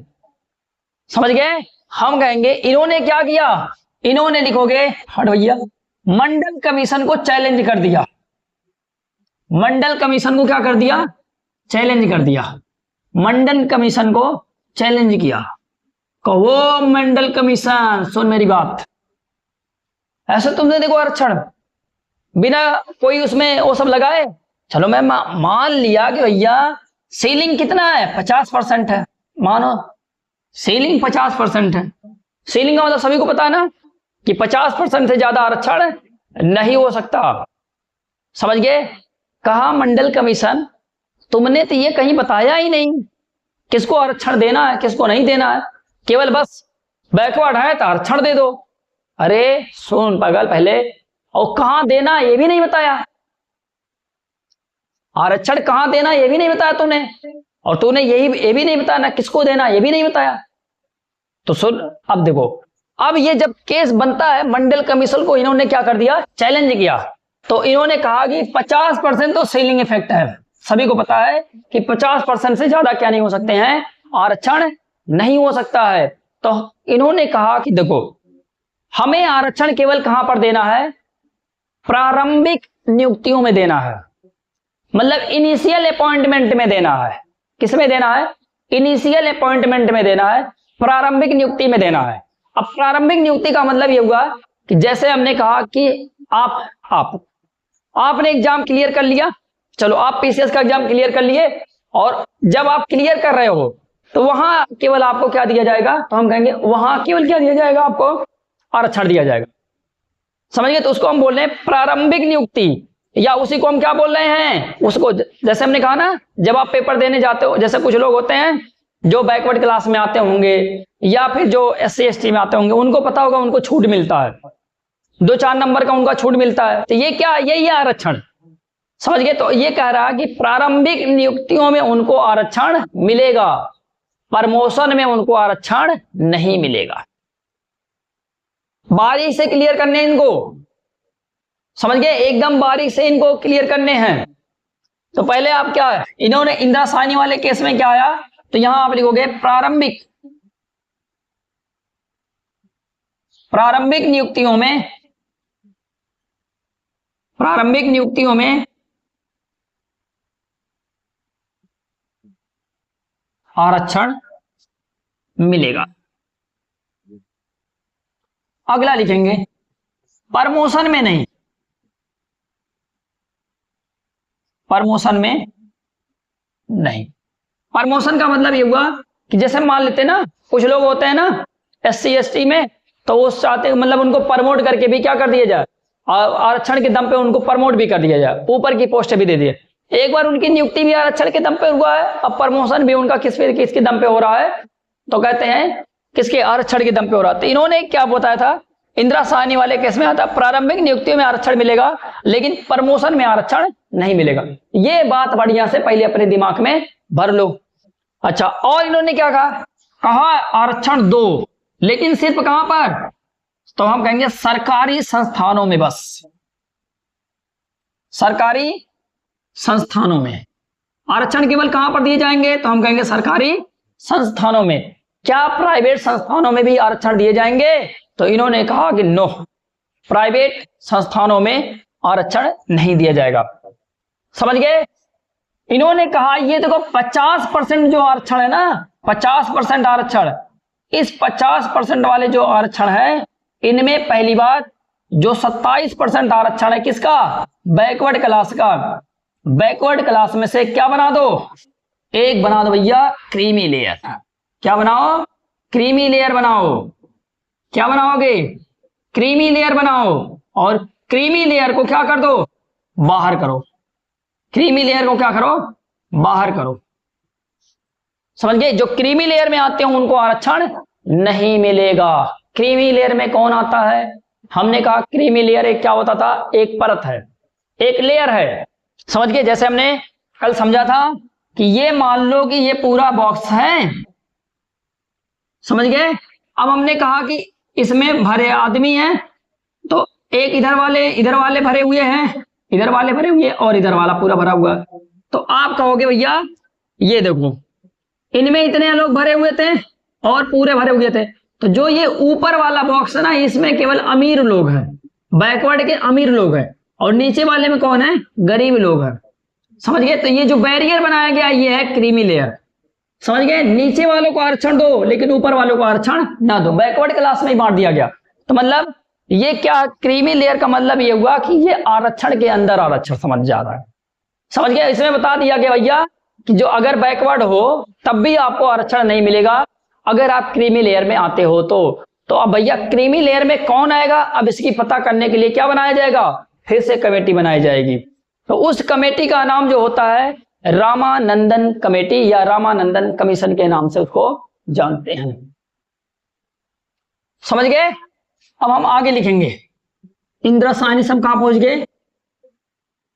इंदिरा साहनी वाले में इतनी चीजें आई थी। अब क्रीमी लेयर, तो उन्होंने इंदिरा साहनी ने कहा कि क्रीमी लेयर को बाहर रखो, सरकारी संस्थानों में केवल क्या दिए जाएंगे? आरक्षण दिए जाएंगे, सरकारी नौकरियों में आरक्षण नहीं दिया जाएगा। सरकारी नौकरी में आरक्षण दिया जाएगा, प्राइवेट नौकरियों में आरक्षण नहीं दिया जाएगा। समझ गए? अब यहां अब कहेगा ये क्रीमी लेयर है, तो इस क्रीमी लेयर का पता करने के लिए एक कमेटी बनाई जाती है, उस कमेटी का नाम है नंदन कमेटी। नंदन कमेटी पूरा नाम अगर से लिखेंगे राम नंदन कमेटी। क्या लिखोगे? राम नंदन कमेटी, रामनंदन कमेटी। समझ गए? रामनंदन कमेटी। अब अगर आपसे पूछा जाए कि भैया ये क्या काम करेगा, तो हम कहेंगे ये पता करेगा क्रीमी लेयर के बारे में कि भैया क्रीमी लेयर कौन है। तो हम कहेंगे अच्छा ये क्रीमी लेयर के लिए आ रहा है। ये कमेटी कब बनी है? तो हम लिखेंगे ये बनी है 1993 में। ये कमेटी कब बनी है? तो हम कहेंगे 1993 में बनी है। ठीक ना? कब बनी है? 1993 में बनी है। अच्छा, दूसरे नंबर पे आती ये कमेटी अगर पता करेगी क्रीमी लेयर कौन है, तो इसमें पता चलता है कि क्रीमी लेयर भैया जिनकी इनकम 8 लाख से ऊपर होगी वो क्रीमी लेयर में आएंगे। अच्छा, पहले ये इनकम जो था 4 या 5 लाख के आसपास बनाया गया था। समझ गए? लेकिन आज के डेट में ये कितना चल रहा है क्रीमी लेयर वाला? तो हम कहते हैं 8 लाख। जिनकी इनकम 8 लाख से ऊपर है वो किस में आएंगे? ठीक ना? क्रीमी लेयर में। मतलब ओबीसी का वह आदमी या ओबीसी का वह नागरिक, ओबीसी मतलब बैकवर्ड या ओबीसी का वह आदमी जिसकी इनकम 1 साल की 8 लाख से ज्यादा होगी वो क्रीमी लेयर में आएगा। अच्छा, क्रीमी लेयर पे ना बहुत सारी चीज, अगर मैं क्रीमी लेयर पढ़ाने लगूं तो वो बड़ा सा टॉपिक बन जाएगा। तब क्या हुआ उतना हमें नहीं समझना, भी बाद में उतना समझेंगे। ठीक ना? तो ये आप समझो 8 लाख जिनकी इनकम 8 लाख के ऊपर वो क्रीमी लेयर में आएंगे, और उनको आरक्षण नहीं मिलेगा। अच्छा ये बात है। और क्या नंदन कमेटी ने सजेशन दिया, कहा भैया NB क्या बोलते हैं उसको, क्या बोलते हैं, NCBC, सॉरी क्या बोलते हैं, NCBC, समझिए इसको बोलते हैं national commission for backward class. ये बनाया गया, क्या बनाया गया, तो हम कहते हैं ये बनाया गया national commission for backward class, backward class. याद रखे रहना, आपसे पूछे NCBC की स्थापना कब हुई है, तो याद रखे रहना 1993 में हुई है। समझ गए, ये इसका काम क्या है, तो हम कहते हैं इसका काम है OBC की रक्षा करना। और क्या कमीशन क्या करेंगे, पूछेगा NBCC कौन सी कमेटी के तहत इसकी स्थापना हुई है, तो हम लिखेंगे रामनंदन कमेटी के थ्रू। ऐसे 2-3 चीजें पूछ लेता है तो आपको याद रखने हैं। कमीशन बनाया जाएगा, अब ये आपके पूरा पिछड़ा वर्ग को क्या करेगा, हैंडल करेगा। अब यहीं पर सुप्रीम कोर्ट, इन्हीं के रिपोर्ट के अनुसार सुप्रीम कोर्ट एक बात बोलती है, सुप्रीम कोर्ट कहती है जो भी आरक्षण दिया जाएगा वो कास्ट के आधार पर दिया जाएगा। किसके आधार पर दिया जाएगा, जो यहां पर आरक्षण दिया जाएगा किसके आधार पर दिया जाएगा, कास्ट के आधार पर आरक्षण। समझ गए कि नहीं। अगर पूछेगा बताओ भैया आरक्षण किसके आधार पे होना चाहिए, कास्ट के आधार पर होना चाहिए, तो आरक्षण कास्ट के आधार पे क्यों, आरक्षण कास्ट के आधार पे क्यों, बताओ आरक्षण कास्ट के आधार पे क्यों। तो सुप्रीम कोर्ट का एक बहुत ही बढ़िया जजमेंट आया था उस समय। समझ गए, सुप्रीम कोर्ट ने कहा कि भैया देखो ये जो कास्ट होता है ना ये परमानेंट होता है, जो कास्ट होता है ये कैसा होता है, परमानेंट होता है। और जो आर्थिक स्थिति होती है ये बदलती रहती है। आज आप गरीब हो कल आप अमीर हो गए, ठीक ना। तो मतलब जैसे हम कहते हैं ना कि आदमी की किस्मत बदलते हुए देर नहीं लगती है। समझ गए, जैसे एक कहावत है ना, क्या बोलते हैं उसको, औरत की नीयत और आदमी की किस्मत कब बदल जाए कुछ कहा नहीं जा सकता। तो वही चीज है यहां पर। तो उन्होंने कहा कि ये जो आर्थिक स्थिति होती है ये तो कभी भी बदल सकती है।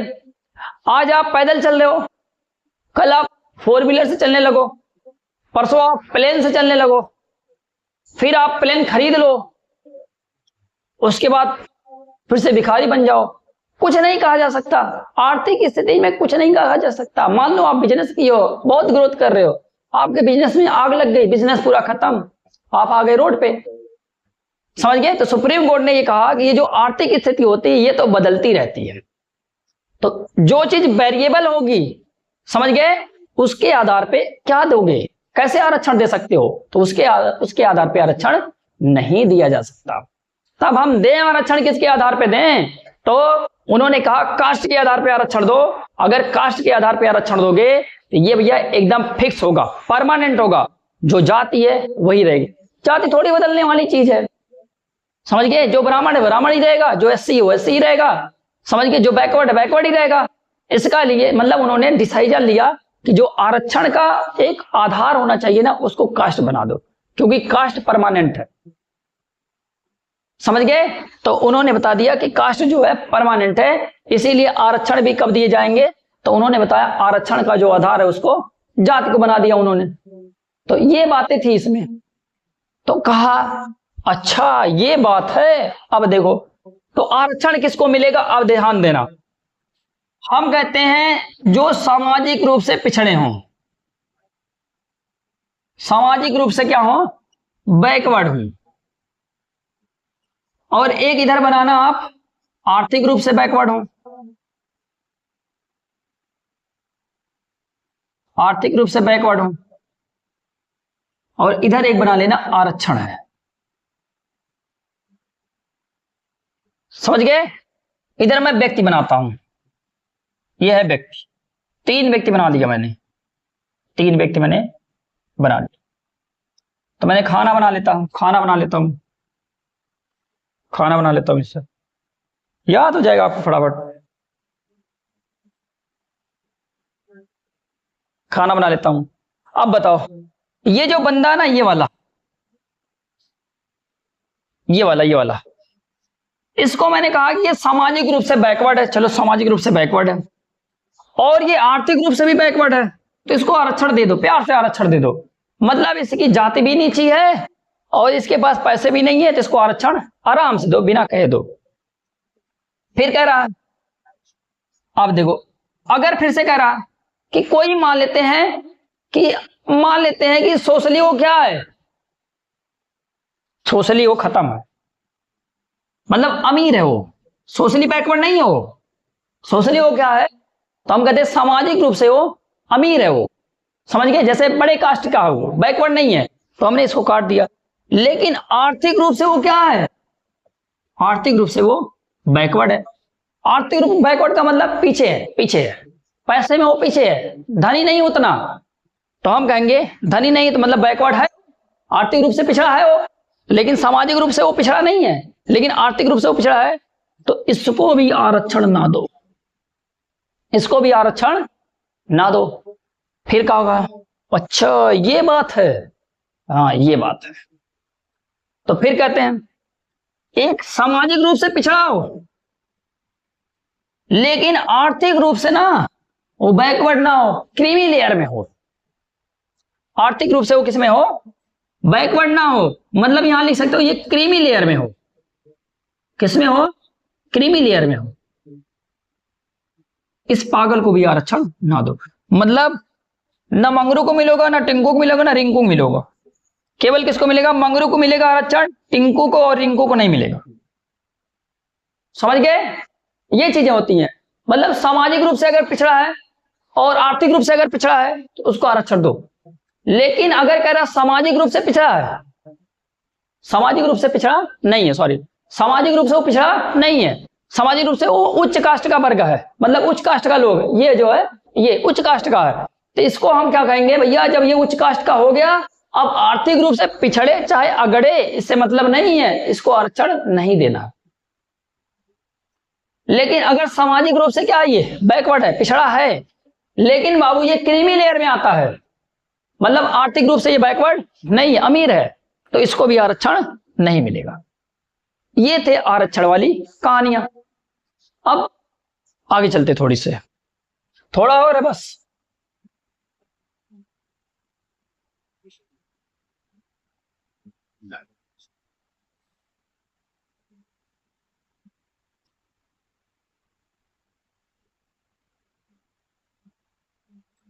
अब आगे चलते हैं। अब पार्लियामेंट ने क्या किया, 77वां कॉन्स्टिट्यूशन अमेंडमेंट एक्ट पास किया। कौन सा, 77वां संविधान संशोधन अधिनियम, CAA का मतलब क्या होता है, संविधान संशोधन अधिनियम पास हुआ। अब ये कब पास होता है, तो हम कहते हैं ये पास होता 1995 में। भैया क्यों पढ़ रहे हैं इसको, इसमें ना आरक्षण के बारे में एक बात बोली गई है, वही आपको लिखने। क्या बात बोली गई आरक्षण के बारे में, इसको इसमें कहा गया है कि भैया देखो, अभी तक जो सरकारी संस्थानों में केवल आरक्षण दिए जा रहे थे, अब उनको केवल सरकारी संस्थानों में ना देकर बल्कि और कहां दिया जाए, प्राइवेट संस्थानों में भी आरक्षण की व्यवस्था की जाए। समझ गए। अच्छा, और क्या इसमें बात बोली गई है, और इसमें बोला गया जो ये 77वां कॉन्स्टिट्यूशन अमेंडमेंट 1995 में हुआ या संविधान संशोधन हुआ है, इसमें यह भी बोला गया कि भैया देखो, केवल प्रारंभिक नियुक्ति में ना बल्कि अब पदोन्नति में भी दिया जाए, मतलब प्रमोशन में भी आरक्षण दिया जाए। समझ गए। तो यहां पर क्या लिखोगे, प्रारंभिक नियुक्ति के साथ साथ, नियुक्ति के साथ साथ, कैसे ऐसे लिखते हैं नियुक्ति ना,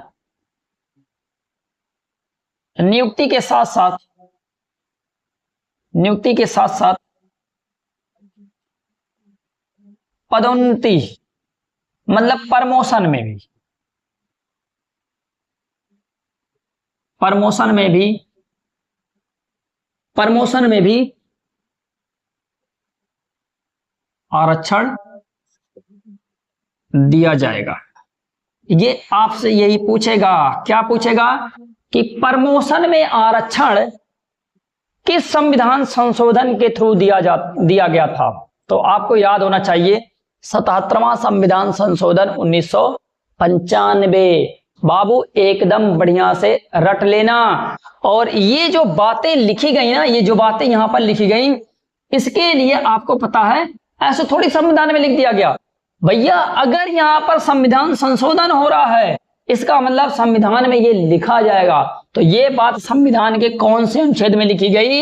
ये लिखी गई है आर्टिकल 16(4)A में लिखी गई। ये बात कहां लिखी गई है? 16(4)A में, यही पूरी बात लिखी गई है। समझ गए? पूछेगा पदोन्नति में आरक्षण की बात कौन से अनुच्छेद में है? तो 16(4)A में है। समझ गया भैया? हाँ समझ गया, बढ़िया है ये, ठीक ना। फिर इधर क्या पूछेगा? कहेगा कौन से संविधान संशोधन से ये लाया गया? तो हम कहेंगे ये लाया गया है 77वां संविधान संशोधन 1995। बहुत बोरिंग चैप्टर था ये, मुझे भी पता है, लेकिन प्रयास करना कि चीजें एक बार आपको दिमाग में बैठ जाए। मैं क्लियरिटी के साथ पढ़ाया हूं, इतना मुझे पता है। अब और आता है क्या? अब एक और संविधान संशोधन होता है, उसमें क्या हुआ है? तो जो अब की बार जो संविधान संशोधन होता है वो होता है 81st। समझ गए? मतलब 21वां संविधान संशोधन 2000। इसमें क्या बोला गया? फिर से भैया क्या हुआ? आरक्षण के बारे में बात ये है। अब एक संविधान संशोधन हुआ ये वाला 81st मतलब 21वां, मतलब 81वां, जो भी हो, हिंदी में जैसे भी बोलते हो, संविधान संशोधन। इसको क्या बोलेंगे? Constitutional amendment act. Constitutional amendment act सन 2000। इसमें क्या बात बोली गई?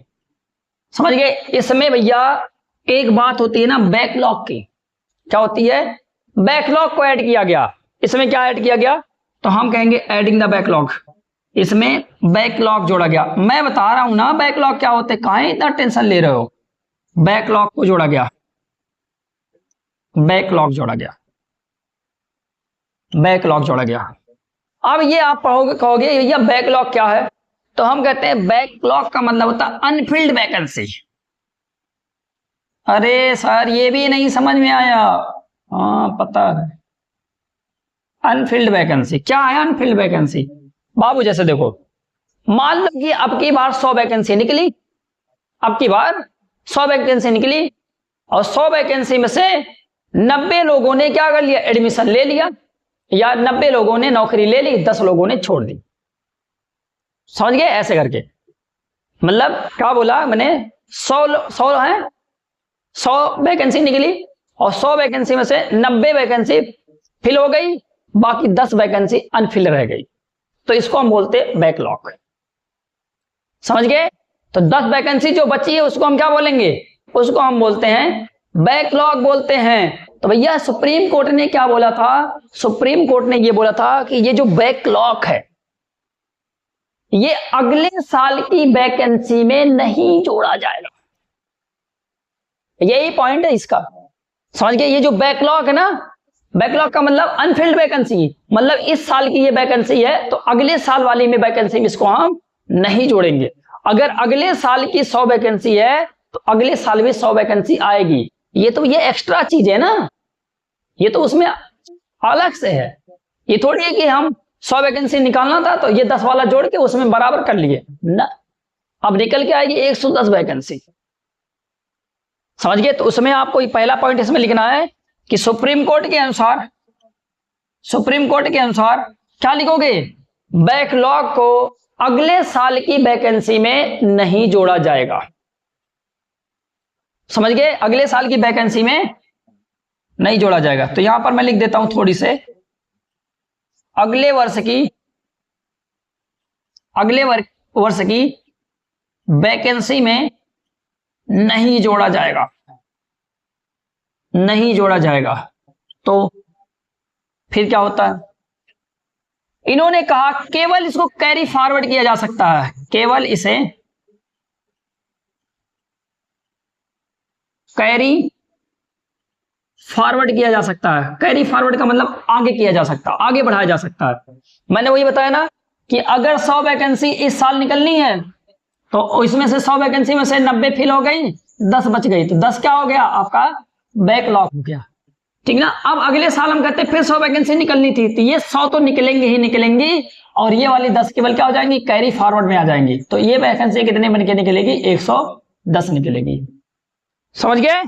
ये पॉइंट आपको पकड़ लेना, एकदम दिमाग में बैठा लेना। अब ये जो बातें थी, ये दोनों बातें थी, इनको, ये जो बैकलॉग वाली पूरी कहानी चल रही है, इसको एक अनुच्छेद में मेंशन कर दिया जाता है, क्योंकि संविधान संशोधन से आया ना, तो इसको एक अनुच्छेद में मेंशन किया जाता है। उस अनुच्छेद का नाम होता है आर्टिकल 16(4)B। तो पूछेगा कि बैकलॉग किसमें है, तो 16(4)B में है। बैकलॉग किस अनुच्छेद में है, तो 16(4)B में है। बैकलॉग किस अनुच्छेद में है, 16(4)B में है। वहां लिखने में शर्म आ रही है तो यहां लिखो, और क्या ऐसे लिख लिया, अलग से लिख लेना बाबू, आर्टिकल 16(4)B, और यहां लिख लेना बैकलॉग, बस ऐसे लिख लेना। ये भी आपका क्लियर हो गया। अगर आपको यहां पर भी कोई दिक्कतें आएंगी तो आप बताएंगे। अब मुझे कुछ बात करनी है आपसे, फिर मैं आपसे और आगे चलता हूं, तब फिर और चीजें बताता हूं आपको। 2-4 मिनट का क्लास और है, पता है मुझे लंबा है, क्योंकि इसमें हमने केवल अनुच्छेद 16 नहीं पढ़ा है, इसमें हमने किसका ऑपरेशन किया, हमने आरक्षण का पूरा पूरा ऑपरेशन कर दिया आज। अब देखो बाबू क्या आया बात, दूसरी बात आती है। अब दूसरी बात में कौन सी बात आएगी, कहा भैया, अब आता है आर्टिकल आगे वाला। आर्टिकल आगे क्या है, 16(5) होगा। अच्छा, एक और हमने देखा था 93वां संविधान संशोधन, ये मैंने आपको लिखवाया था 93rd पिछले वाले सेशन में, कॉन्स्टिट्यूशनल अमेंडमेंट एक्ट 2000, शायद मैं वहां पर 2008 लिखवा दिया था, और वहां पर लिखना है 2005, सही कर लेना आप। 2008 में ना ये इंप्लीमेंट हुआ था, तो मैं इंप्लीमेंट डेट उसमें डलवा दिया था। तो ये वाला ना आप सही कर लेना कि ये 2005 में ये संशोधन आया था। इसमें हमने देखा था ना, प्राइवेट संस्थानों में क्या दिए जाएंगे, आरक्षण दिए जाएंगे। तो यहां पर वो भर लेना आप कि ये मतलब आपको याद कर लेना है कि ये प्राइवेट संस्थानों में भी क्या होंगे, आरक्षण दिए जाएंगे। अच्छा, और एक था हमने पढ़ा था 103 वाला, 103 संविधान संशोधन, इसमें मैंने मेंशन करवा दिया था 2022 में ये लागू हुआ था, लेकिन ये संविधान संशोधन हुआ था 2019 में। तो मैं दोनों में केवल लागू वाली डेट लिखवा दिया था, तो वो आप सही कर लेना कि ये संविधान संशोधन हुआ था 2019 में। इससे हमने देखा था ईडब्ल्यूएस वाला क्या था, ईडब्ल्यूएस वाला आरक्षण था 10% वाला, ये था। समझ गए, ये चीजें आप मेंशन कर लेना। इसके लिए बहुत एक्सट्रीमली सॉरी, गलत इस पे यही है केवल कि मतलब उसमें मैंने लागू वाली डेट लिखवा दिया था।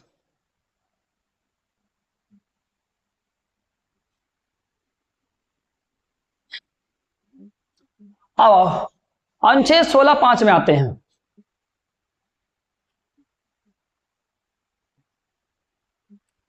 ठीक ना, 16(5) बात है। 16(5) में क्या है, 16(5) में यह है कि ये जो सांप्रदायिक स्कूल होते हैं या धार्मिक संस्थानें होते हैं, ये अपने प्रचार प्रसार के लिए ये धर्म के आधार पे टीचर की नियुक्ति कर सकते हैं, बस। समझ गए। अभी हमने देखा कि धर्म के आधार पे कहीं पर भी नौकरी नहीं मिलेगी या नकारा भी नहीं जाएगा, लेकिन मदरसा में या संस्कृत विद्यालय में ये छूट दी गई है कि अगर ये लोग धर्म के प्रचार के लिए टीचर को नियुक्त करना चाहते हैं तो ये कर सकते भैया। तो आप भैया लिख लेना इसमें, धार्मिक या सांप्रदायिक शिक्षा संस्थानों में, ऐसे लिख लेंगे इसमें, धार्मिक संस्थानों में, धार्मिक संस्थानों में अध्यापक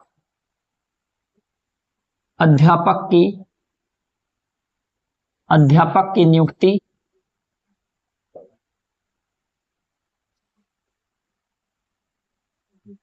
धर्म के आधार पर कर सकते हैं, कर सकते हैं। बस इतना पॉइंट लिख लेना, ज्यादा नहीं। ज्यादा ज्यादा क्या करो लिख के। धार्मिक संस्थानों में अध्यापक की नियुक्ति जो होता है धर्म के आधार पर, ये लोग कर सकते भैया, समझ गए। नहीं करेंगे तो इनके धर्म का प्रचार नहीं होगा। तो ये सब फालतू फालतू चीजें हैं, तो उसमें आप लिख लेना थोड़ी से। अच्छा, एक और लिखेंगे फटाक से ना, आर्टिकल 16(6). इसमें मैं बता दूं तो इसमें हम कहेंगे ईडब्ल्यूएस वाला है, ईडब्ल्यूएस का आरक्षण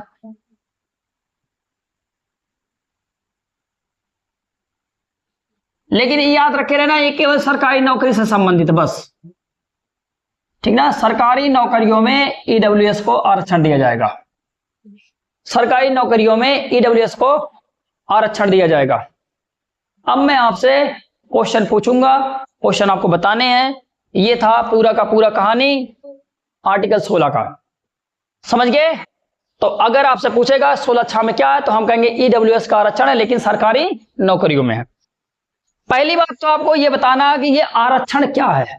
तो मैं अभी बता देता हूं, आरक्षण एक अधिकार है, आरक्षण कोई नीति नहीं है, आरक्षण कोई पॉलिसी नहीं है, आरक्षण एक राइट है। और राइट का मतलब क्या होता है, आरक्षण एक अधिकार है। पहली बात तो ये है। चलो भैया, पहली बात समझ में आई, आरक्षण क्या है। आरक्षण कोई पॉलिसी नहीं है, आरक्षण क्या है, आरक्षण एक अधिकार है, आपका यह अधिकार भैया, इसीलिए आप चिल्ला चिल्ला के मांगो। अब मैं यहां पर लिखता हूं क्वेश्चन, जो कि आप महानुभावों को करना है। तो क्वेश्चन पहला क्या है, पहला क्वेश्चन है आपका, अनुच्छेद 16 किस विषय से संबंधित है। अनुच्छेद 16 किस विषय से संबंधित है, ठीक ना। ऑप्शन ए है, बी है, सी है, डी है। पहला ऑप्शन आप क्या लिखेंगे, शिक्षा का अधिकार है, ये शिक्षा का अधिकार है ये। दूसरा ऑप्शन आप लिख लेंगे इसमें धार्मिक अधिकार है, ये धार्मिक अधिकार है ये। तीसरा है सरकारी नौकरियों में अवसर की समानता।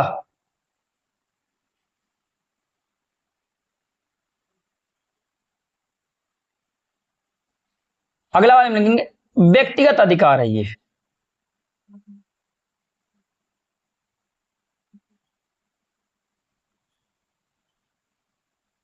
जो सबसे सटीक होगा वो आपको क्या करने होंगे, आंसर करने होंगे, ठीक ना। ठीक,